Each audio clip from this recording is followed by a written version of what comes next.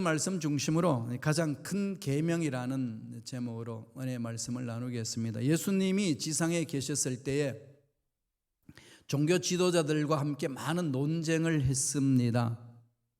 가는 곳곳마다 말씀을 선포할 때에 그 당시의 바리새파, 사두개파, 서기관들, 이 율법사들이 전통적인 생각에 머물러 있었기 때문에 메시아가 선포하는 그 말씀에 대해서 잘 이해를 못했습니다. 그리고 메시아로 인정하지 않았습니다. 그러니까 이해가 안 됐겠지요. 자연히 말씀을 선포하는 그곳에 종교 지도자들에게는 은혜가 있기보다는 걸림돌이 되었습니다.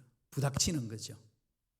너무나도 전통을 깨버린 것 같고 율법을 파괴하는 것만 같은 그런 말씀이 자꾸 선포된다고 느꼈으니까 그렇게 말씀하시는 예수님을 대항했습니다. 그리고 넘어질 수 있도록 이상한 질문을 가지고 와서 던지곤 했습니다. 오늘 본문에도 바리새인들이 와서 황제에게 세금을 바쳐야 되느냐 말아야 되느냐, 유대인이 로마인에게 세금을 바칠 때에 어떻게 해야 되느냐, 그 세금 문제, 그 다음에 두 번째로 사두개인들이 와서 예수님과 부활 논쟁을 벌였습니다.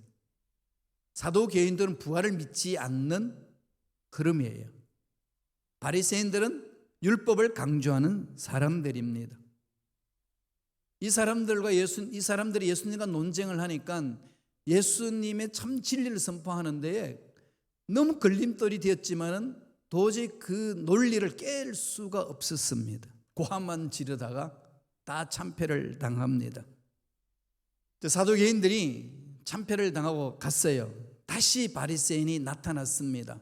그래서 오늘 본문 말씀이 그렇게 하는 거예요. 34절에 보면은 예수께서 사두개인들과 개인들로 대답할 수 없게 하셨다 함을 바리새인들이 듣고 모였는데, 무리들이 모였다는 거지요.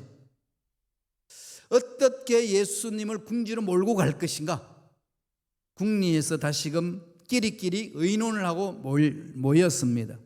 이런 질문 저런 질문을 다 찾아봤지만은 예수님을 넘어뜨릴 만한 질문을 찾지 못했습니다. 그래서 자기들 머릿속에 짜낸 것이 하나 있어요. 이것은 대답하기 힘들 것이다 찾았어요. 그 중에 대표가 율법사가 대표가 되어가지고 예수님에게 물은 겁니다.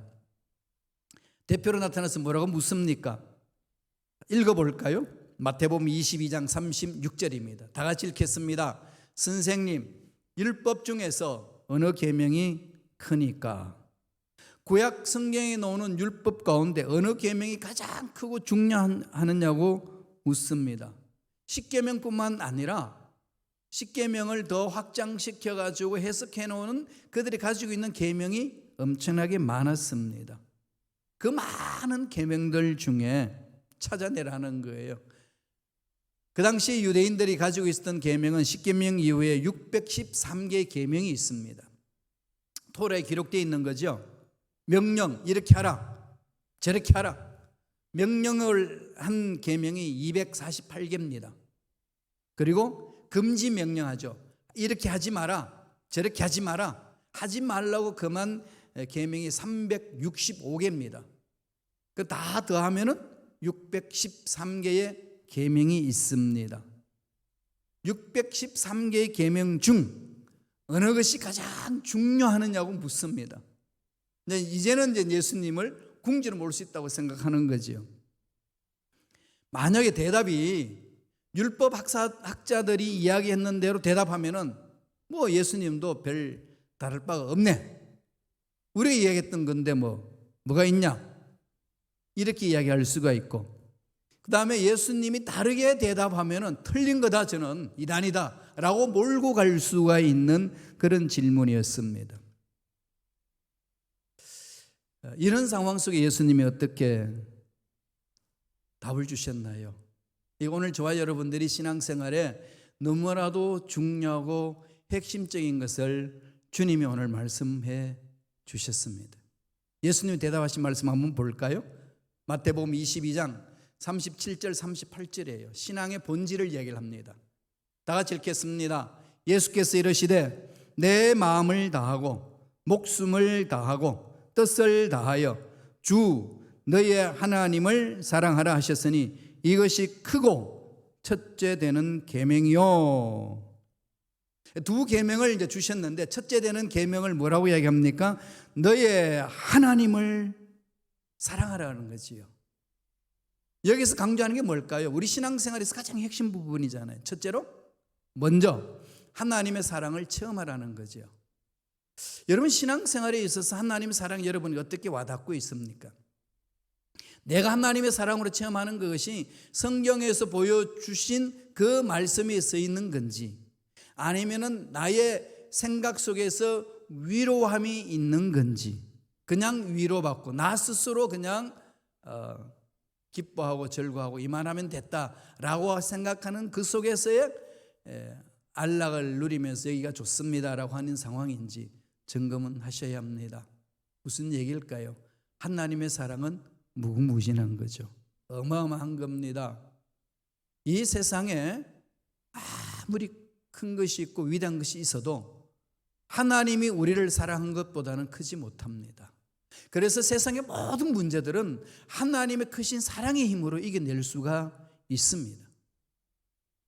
그게 어떤 것이라고 강조하나요? 하나님을 사랑하는 것.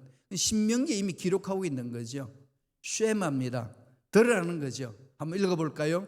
신명기 6장 4절 9절입니다. 다 같이 읽겠습니다.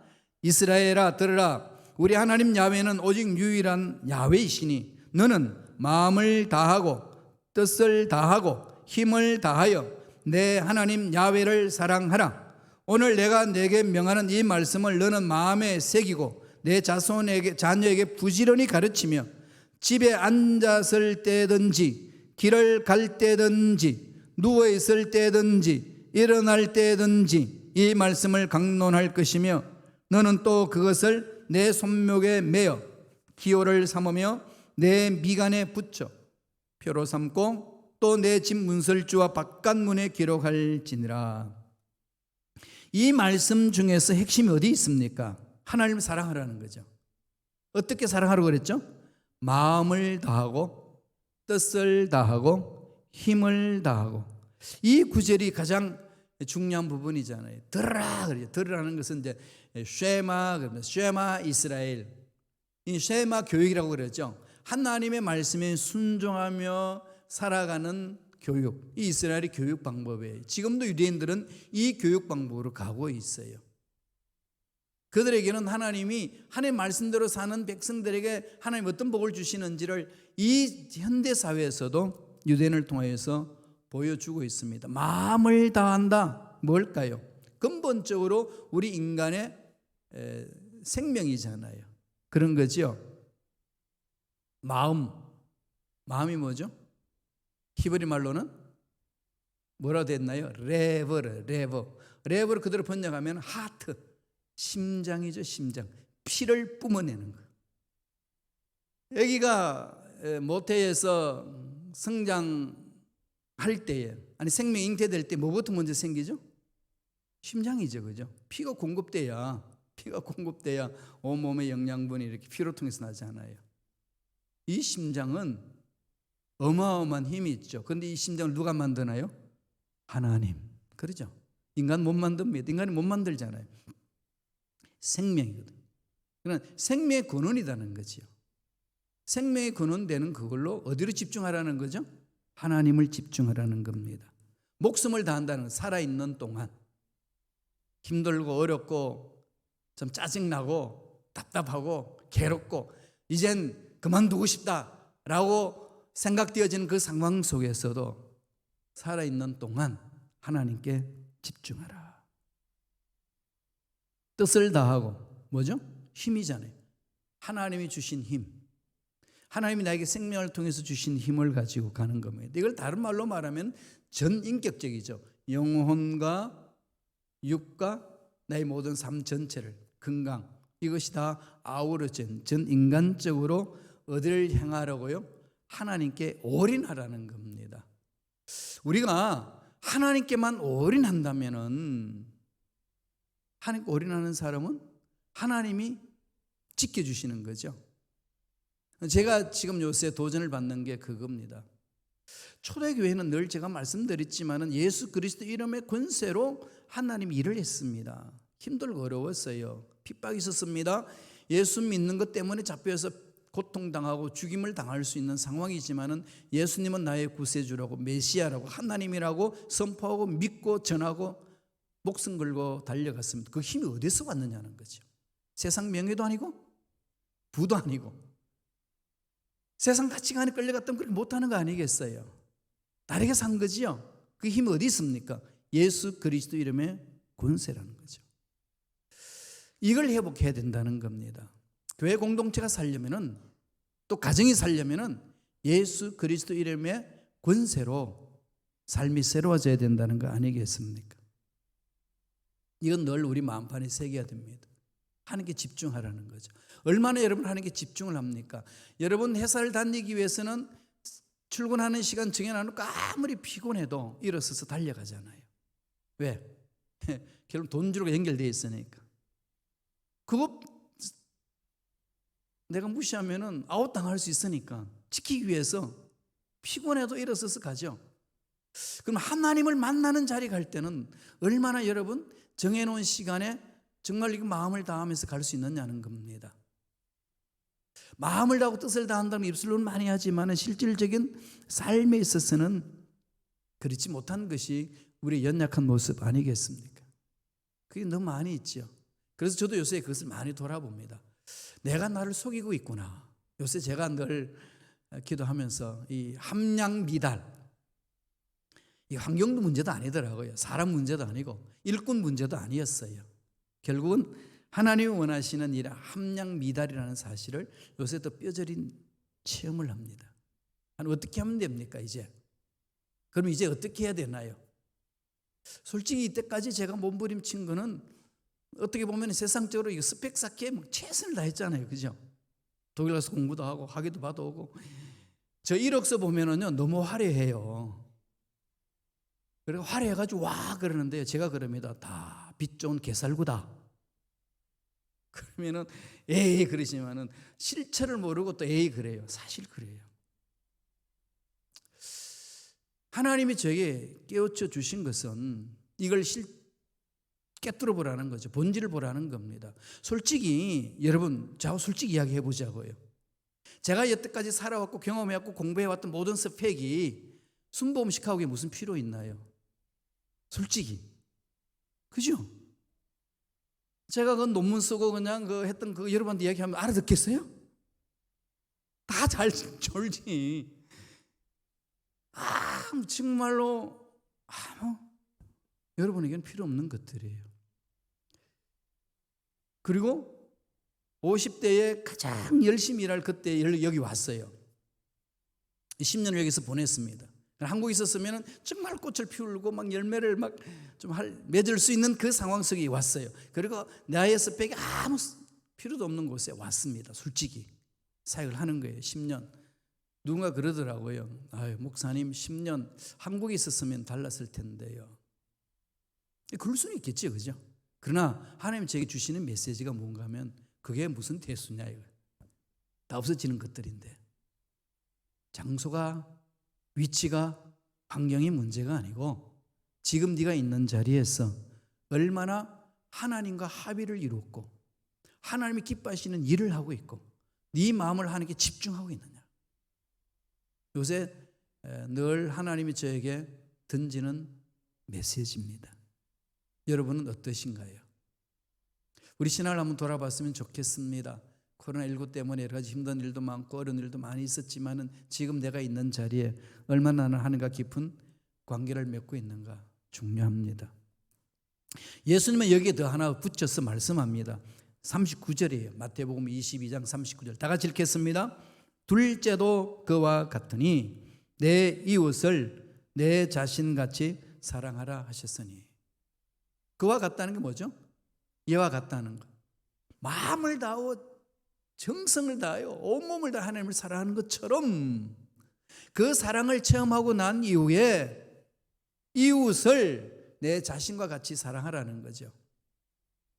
그럼 먼저 하나님의 사랑이 힘이 되는 거 아니겠어요? 이 사랑 체험이 없으면은 내가 나를 사랑 못합니다. 내가 이웃을 사랑 못해요. 의지결단, 그게 3일은 끝납니다. 다 우리가 체험해봤잖아요. 그럼 어떻게 해야 되죠? 하나님의 사랑에 집중하셔야 돼요. 하나님 사랑에 집중. 하나님의 사랑에 집중하는 게 뭘까요? 말씀에 서는 거죠.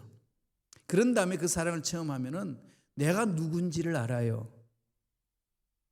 뭐 세상에 살면서 실패했다 성공했다 높은 자리 갔다 못 갔다 뭐 많이 가졌다 못 가졌다 이런 내가 아니고 정말로 내가 누군지를 하나님 만나면 압니다.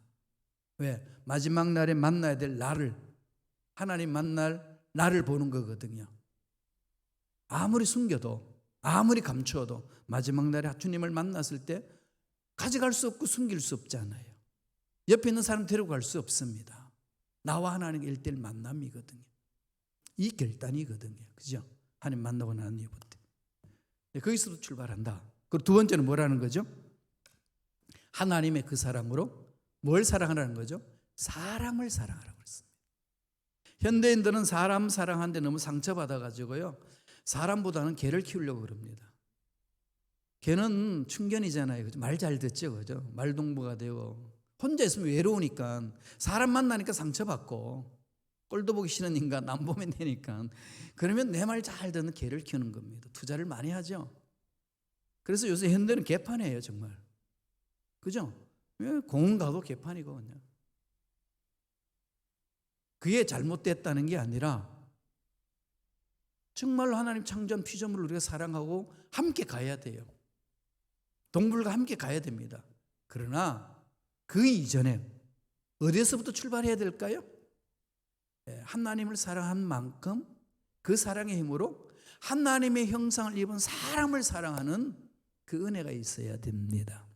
그걸 주님이 지금 말씀하시거든요. 어느 계명이 큽니까? 라고 던지니까 사랑이다. 사랑이 제일 크다.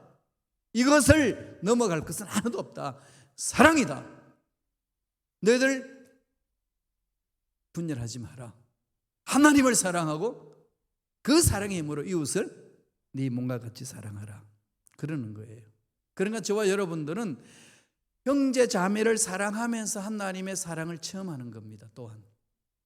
그래서 부부지간에 남편은 아내를, 아내는 남편 얼굴을 보면서 하나님의 사랑을 이렇게 맛보는 거예요. 또 형제지간에, 또 부모와 자식간에 그런 거잖아요. 그것을 이제 헬라인들은 사랑을 여러 종류로 나누었어요. 하나님은 아가페 사랑이고 부모와 자식간의 사랑은 스톨케 사랑이다. 그러고 이야기합니다. 그 다음에 형제와 형제 간의, 친구들 간의 사랑은 뭐죠? 필리아 사랑이다. 그 다음에 남녀 간의 이런 뜨거운 사랑은 에로스 사랑이다. 그러잖아요. 에로스에서 에로틱이 나오는 거죠. 에로스, 필리아, 그 다음에 스톨케. 그걸 모든 걸 감싸는 게 아가페입니다. 하나님의 사랑이에요. 여러분, 사람을 사랑한다는 말 되면 인상이 찌푸려지지 않나요? 그죠? 왜? 누가 생각나니까 정말 꼴도 보기 싫은 사람이 먼저 생각나죠. 그죠? 어떻게 그 인간을 사랑해? 그러지 않나요? 이러니까 그냥 막 이 말이 자꾸 거부되는 거예요. 그냥 이건 말고 하나님만 사랑할게요. 이러고 싶은 게 저와 여러분 심정 아니에요? 그러죠? 저한테도 그런 게 많아요. 신앙생활 하는데 미운 사람 여전히 밉다는 거. 이게 인간들 속에 들어있습니다. 미운 감정이 사라지나요? 내가 지난 주일날 산부 시간에 그 예를 들었는데요. 개척하시는 목사님이 이제 개척한 100명을 모아서 성도들 사랑하고 함께를 하는데 미운 감정이 자꾸 들어온다는 거예요. 그래서 그 설교를 했어요. 여러분 참 미운 감정이 들어와요. 미워요. 여러분들은 어떠신가요? 여러분 안 미워하고 살 수 있는 길이 있으신가요? 그런 분이 있으면 손 들어보세요. 아무도 안 드는데 한참 기다렸더니 제일 뒤에 앉은 할아버지가 손을 들어요. 얼마나 멋져요. 그죠? 할아버지 그럼 나오셔가지고 그 비결 좀 가르쳐 달라고. 미워하지 않고 살 수 있는 비결을 가르쳐 달라고.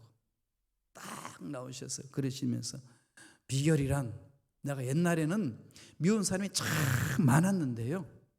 지금은 다 죽었습니다. 안 된다는 거죠. 인간은요 연약하기 때문에 여기에 대해서 여러분 반기 드실 분 계신가요? 예, 그게 동일합니다. 주님이 이걸 들고 나오셨어요. 힘든 거 아시잖아요.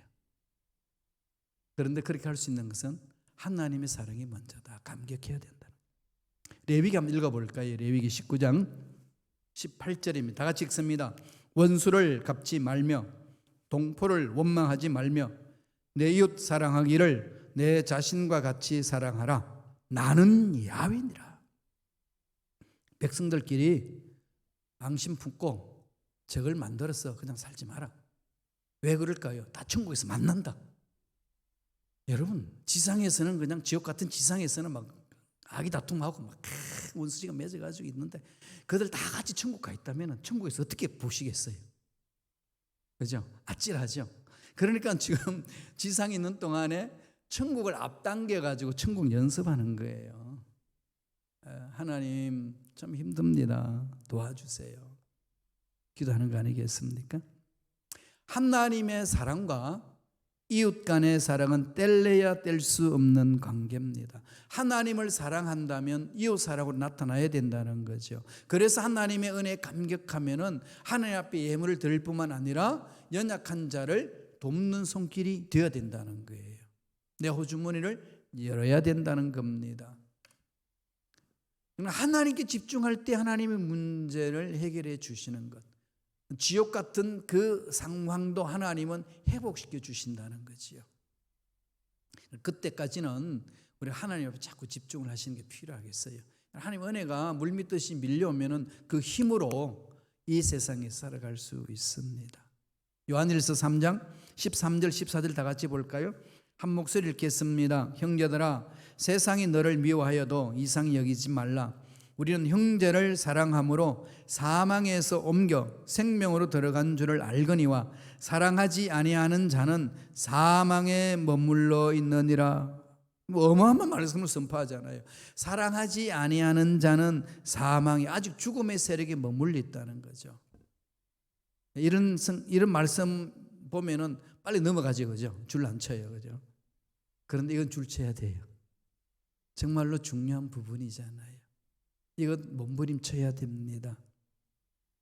죽음에서 생명을 옮겨간 것은 하나님이 주신 은혜입니다.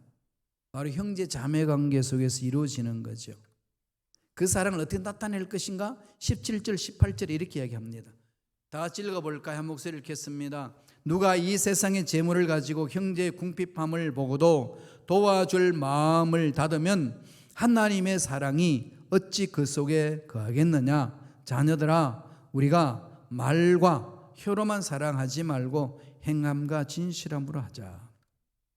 이런 말씀을 들으면 너무 이렇게 힘들죠, 그죠? 솔직히 그렇지 않나요? 좀 힘들어요, 저도. 왜냐하면은 한계가 있거든요. 우리가 할 수 있는 한계가 있잖아요. 그런데 하나님 그거 알고 말씀하셨어요. 할 수 있거든, 그랬어요. 할 수 있을 만큼만 하라는 거죠. 내 한계를 뛰어넘어 살 수는 없어요. 내가 할 수 있는 만큼 하다 보면은 하나님이 또 다음 단계로 또 다음 단계를 이끌어 주시는 거지. 그건 두려워할 필요 없어요. 지금 내가 할 수 있는 일이 뭔지 그걸 보는 겁니다. 교회 공동체도 헌신하는 거 아니겠어요? 지금 내가 할 수 있는 것.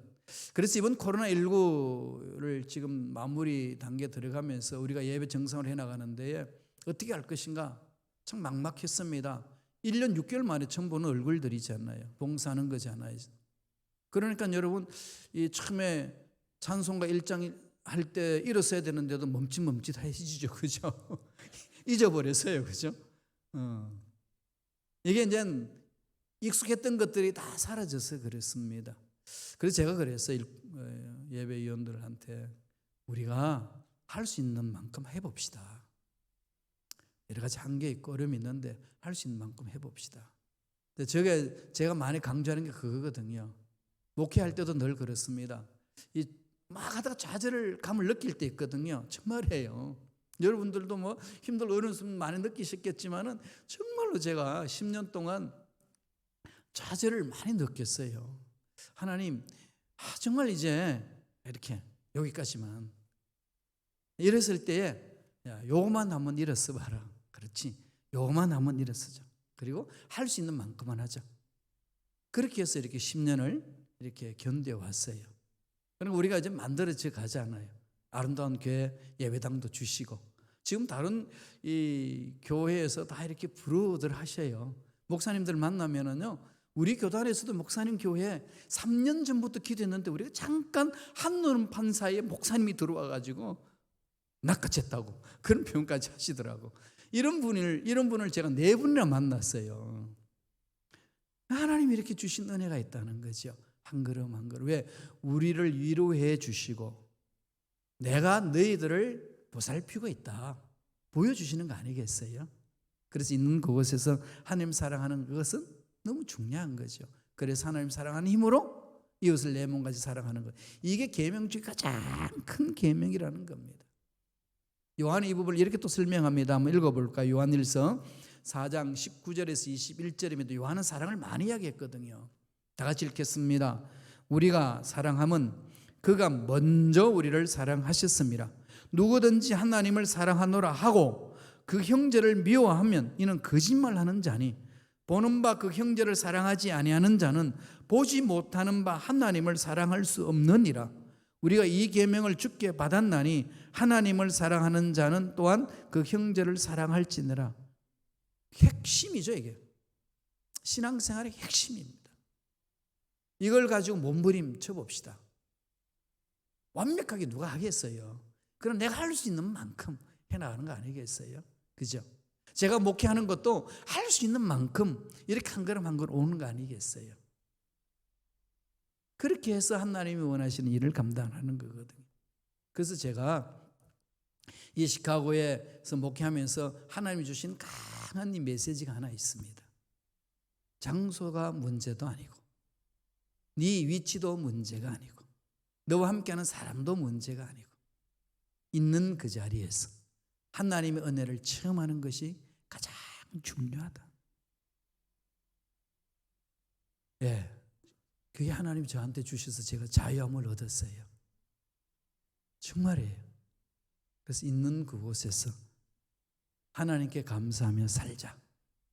하나님이 원하신 그 일을 하자. 환경이 뒤집혀지든 문제가 있든 사람들이 뭐라고 모함을 하든 상관하지 말고 가자. 그렇게 결심하고 갑니다. 사람이 임종을 할 때 가장 많이 하는 말 3가지가 있대요. 하나가 좀 더 감사하며 살 걸. 두 번째로는 좀 더 참고 살 걸. 이거 참 우리 못하죠, 그죠? 좀 더 참고 살 걸. 세 번째는 좀 더 베풀며 살 걸. 이게 막상 죽음 앞에 딱 가니까 가지고 있는 것 아무것도 할 수 없는 상황에 주어질 때에 이 3가지를 제일 후회한다고 그럽니다. 좀 더 감사하며 살 것. 우리 많이 감사하며 삽시다. 나중에 후회하기보다는. 그리고 좀 더 참고 삽시다. 그만두고 싶어도 참는 거죠. 하나님 바라보고. 좀 더 베풀면서 하는 것. 그런 거 아니겠어요? 그러면서 한 걸음 한 걸음 갑니다. 이 2가지 계명이 너무 크고 위대하기 때문에 40절에서 오늘 예수님은 결론을 내립니다. 마음판에 새깁시다. 다 같이 읽겠습니다. 22장 40절. 이 2 계명이 온 율법과 선지자의 강령이니라. 행동 강령이라는 거예요. 성도의 가장 기본적인 행동 강령이라는 겁니다. 이거 없이 신앙생활 한다는 것은 위선이라는 거예요. 허상이라는 겁니다. 핵심을 지금 주님이 사두개인과 바리새인과 율법사에게 강타해 주는 겁니다. 율법이 완성이요 예언이 완성이라는 겁니다. 결론은 사랑이라고 주님은 말씀합니다. 그 사랑의 힘으로 나를 사랑하고 이웃을 사랑하고 공동체를 사랑하고 하나님의 일을 감당함으로 하나님을 기쁘시게 하는 저와 여러분 되시기를 간절히 축원합니다. 기도하겠습니다. 하나님 아버지 감사와 찬양을 드립니다. 하나님께서 오늘도